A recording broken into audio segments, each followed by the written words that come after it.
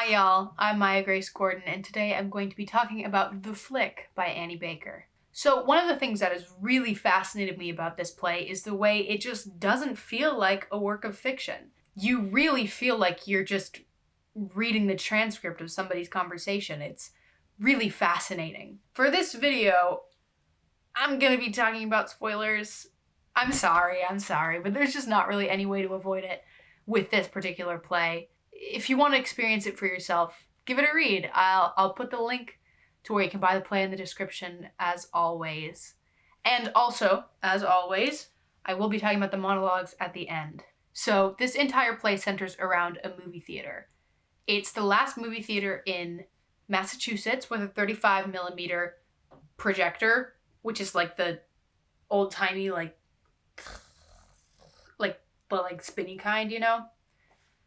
So the entire play takes place in this movie theater, and everything centers around these three workers in this one movie theater. Our first employee is Sam. He's a 35-year-old Caucasian man. He's clearly been working at this movie theater for a very long time, and you can tell he's going to be working at this movie theater for another long time.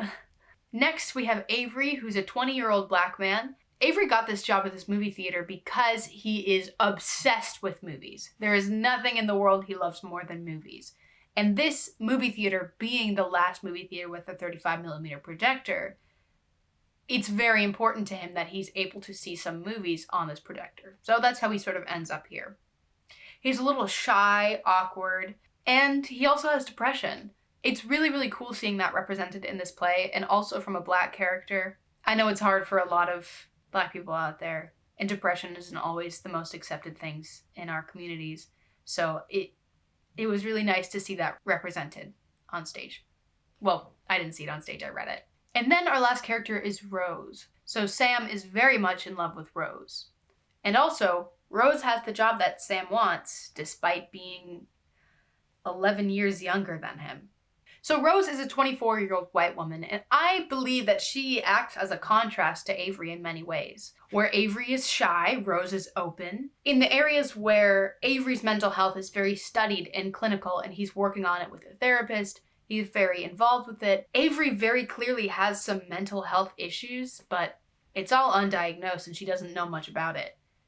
But it definitely comes out in some ways. So usually about this point in my video, I start getting into the conflicts. But with this play, it was really sort of hard for me to identify the main conflict. Like I said, it's sort of like you're watching short pieces of life inside this movie theater.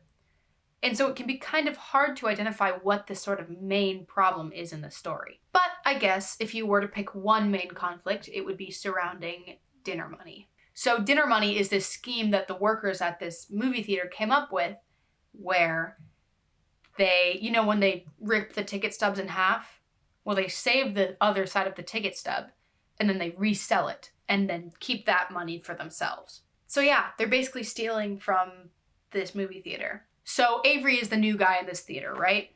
When he hears about dinner money initially, he does not want to be a part of it at all. I mean, he's a black man, and as he states, the boss probably didn't want to hire a black man anyway. He doesn't want to risk making a mistake like this, because even though they do it as a group, he knows that if he gets caught, he's probably going to be the one blamed for it. But he agrees, probably due to peer pressure. He tends to be very socially awkward. So let's talk about that moment, shall we? So, the end of Act 1, right? It's a very, very big moment in the play. So one day, Avery decides that he would like to have a little get-together, just as co-workers, and play one of his favorite movies up on the big screen in actual 35mm film. But Sam can't go, so it's just Avery and Rose. Now, Avery is very uncomfortable pretty much immediately with the whole situation. It seems like being alone with Rose is really not his favorite idea, but he goes along with it because he's just that excited to see one of his movies on the big screen. So that night, they talk and they dance. Well, Rose dances and Avery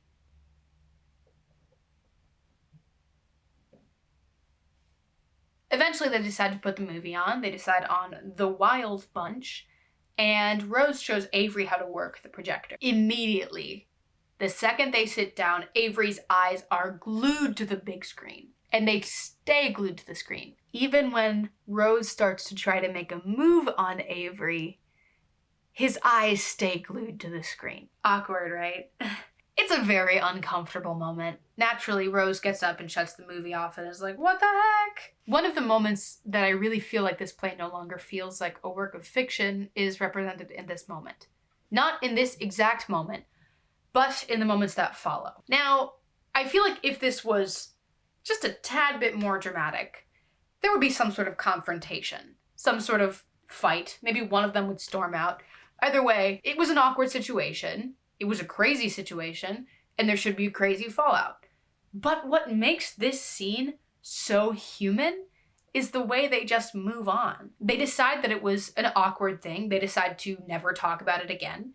They both apologize to each other, and then they move on. They just keep talking, and in fact, their conversation deepens. They've had this shared experience together. Even if it was weird and awkward, it was still a shared experience. And now they can move on and be actually closer friends than ever. So after this strange event, then they go on to talk about life and death and sex and love and depression and everything and all sorts of things that they never would have talked about had they not had this opportunity to open up. The situation is awkward until it's not. And I feel like as humans, that's how we cope with things. When things happen that we don't like, how many times do we actually put up a fight about it? And how many times do we just move on? And so circling back, one of the reasons why I feel like this play isn't really a play, why at least it doesn't feel like a dramatic work, is because it's not really dramatic. Like I just said, I mean, there's drama, but it's not super dramatic. Now, let me take a second to tell y'all my personal definition of drama. So one of the things that you'll learn in any acting class or acting school is, how do you make a scene important? Also, as a writer, how do you make the stakes life and death? But in reality, the majority of conversations that you have are not life and death. This conversation that I'm having with you right now is not life and death. I could walk away and I'd be totally fine. So how do you write a scene that's interesting because it is life and death? But the fact of the matter with this play is that there are many situations that just aren't that important to these characters. And it's really odd and it's really refreshing. So let me give you, for example, a scene between Avery and Sam near the end of the play. So this is in Act 2, Scene 4. So later on in the play, the movie theater gets bought up by a new owner. And this new owner intends to replace the 35mm projector with a digital projector. Naturally, Avery is very, very upset and he has a lot to say about it, right? So he writes this massive letter about the integrity of film and how the true movie can only be enjoyed on a projector. Anyway, he reads it over to Sam, asks for his advice. And Sam complies. He gives him some pieces of advice, where to change things. So at the end of the scene, Avery asks Sam, "Did I convince you?" Hoping that if his letter can convince Sam, then his letter can convince the new owner. And then Sam just replies, "You know, I guess I don't really care either way." And that's reality, right? How many situations do we really care about? I mean, would you care if a movie theater decided to replace one of its projectors? I'm sure there's some people out there that would be like, "Oh my God, no." But I don't care. And so I think that's one of the things that makes this play so realistic. The apathy. Ultimately, these situations in this movie theater are just not life and death. How do you make mopping life and death? So much of this play is just mopping the theater. How do you make that life and death? And so, like earlier, if this play was just a tad bit more dramatic, wouldn't Sam either find a way to fight against or alongside Avery? He would either fight for more profits in the movie theater or fight for friendship.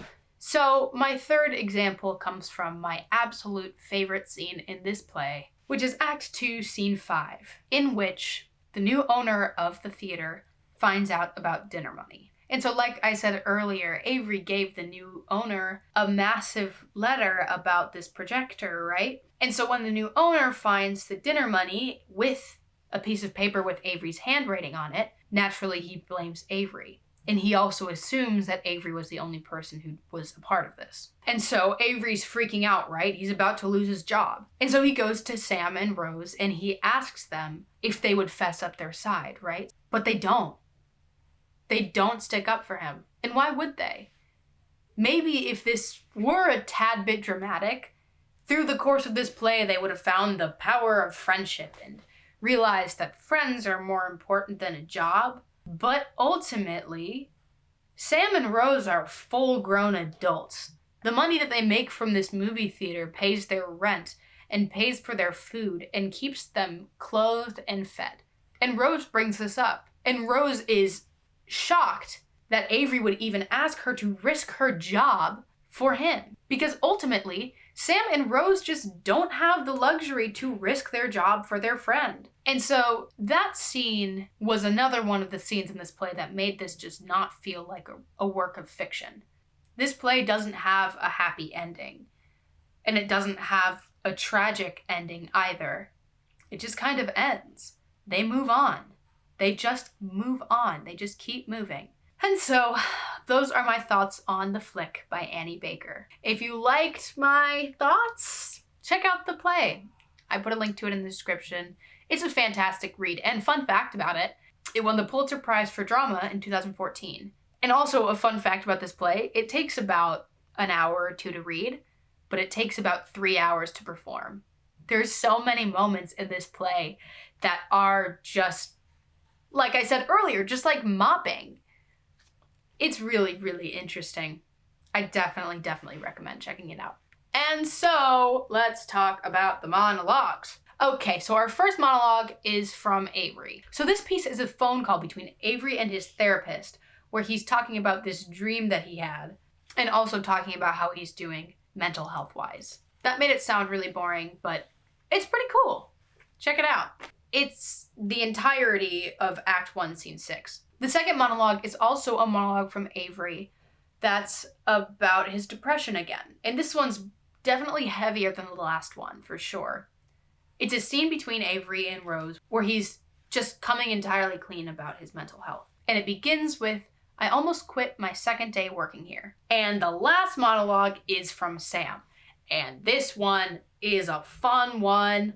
I really like it. Check it out. I mean, okay. So it's a monologue where Sam is confessing his love for Rose. And who doesn't love a good love confession monologue? It's in Act 2, Scene 2, and it begins with, I love you. Anyway, thank y'all for watching. Remember to like and subscribe.